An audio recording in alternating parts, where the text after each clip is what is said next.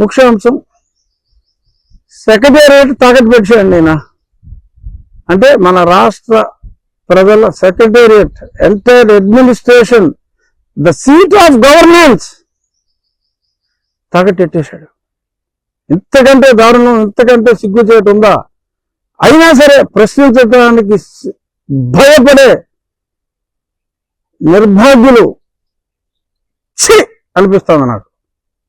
నేను ఆదివారం నో రచ్చబండి అని చెప్పి నేను చెప్పా, కానీ రచ్చబండి ఎందుకు పెట్టవలసి వచ్చిందంటే ఇంత దరిద్రం మనం చూడాలా? సెక్రటేరియట్ తాకట్టెట్టేస్తాడా?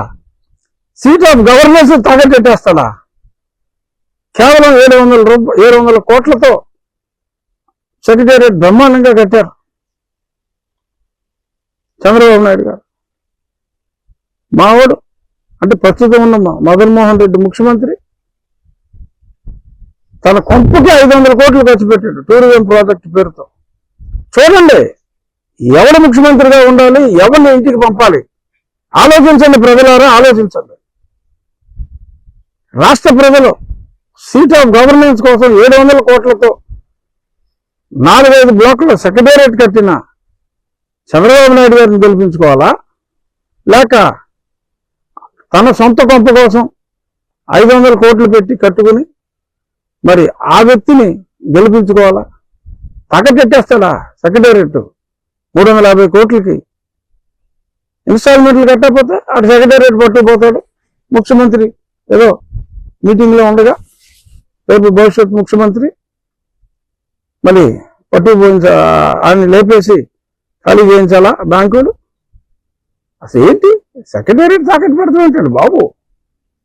ప్రధానమంత్రి గారికి ఈరోజు మా స్టాఫ్ లేరు, రేపు ఇదిగో మా సెక్రటేరియట్ కూడా ఇటు తాకట్టు పెట్టేశాడు. ఐసిఐసిఐ అది ప్రైవేట్ బ్యాంక్ అయినా ఆడకపోతే హెచ్డిఎఫ్సికి వెళ్ళిపోయి ఇటు తాకట్టు పెట్టేశాడు. ఇంకా మీరు చూడండి బాబు. ఇంకా ప్రజలు ఈరోజు భయపడేది ఏంటంటే మరి నిన్న సెక్రటేరియట్ తాకట్టు పెట్టాడు మావాడు. సరే వైజాగ్ అది క్యాపిటల్ అని చెప్పి అక్కడ తాలూకా ఆఫీసు, కలెక్టర్ ఆఫీసులు అవన్నీ ఎప్పుడో పెట్టాడు ఈయన. ఇటువంటి దుర్మార్గపు పరిపాలన ఇంకా ఎవరైనా పిచ్చిలా కొడుకులు సమర్థిస్తున్నారంటే అది వారి కర్మ. ఇటువంటి వారి మధ్యన ఉంటాం మన కర్మ అని ఆవేదనతో తెలియజేస్తున్నాం. మనమేమి పెద్ద యుద్ధాలేం చేయక్కల. ఓటు అనే ఆయుధాన్ని మనం సింపుల్గా అలా బటన్ నొక్కి కూటమి సైకిలా, గాజు గలాస, కమలం, పువ్వ, సరే ఒక గుర్తు ఉంటే ఇంకో గుర్తు ఉండదు కాబట్టి ఈ మూడిట్లో ఏ గుర్తు కనపడితే దాన్ని కొట్టండి. విరిగిపోతున్న ఫ్యాన్కి దూరంగా ఉండండి. ఇక మరి అది కూడా తాకట్టు పెట్టేయడం అయిపోయింది. ఇంకా నెక్స్ట్ మిగిలింది ఏంటి? దానికో స్కెచ్. మన ఆస్తులన్నీ ఆల్రెడీ మనకి డాక్యుమెంట్లు ఇవ్వలేదు, వాళ్ళ దగ్గర పెట్టుకున్నారు. రేపు ఇలాగే ఇంకో పనికి మాలిన బ్యాంక్ కూడా వస్తాడు, ఈ కాగితాలు పెట్టేస్తాడు, అప్పులు ఆగేస్తాడు. ఏం చేస్తారు? ఇవాళ ఒక సోషల్ మీడియాలో చూసా, బలవంతంగా బ్యాంక్ కూడా వచ్చి మిమ్మల్ని కూడా తాకట్టెట్టేశాడు రా మాకు అని ఒక కిడ్నీ లాగుతాడు. తర్వాత కిడ్నీలో రాళ్ళు ఎక్కువ ఉన్నాయి, ఈ కిడ్నీ సూట్ అవుదని చెప్పి ఆ 2వ కిడ్నీ లాగేయడానికి వస్తాడు.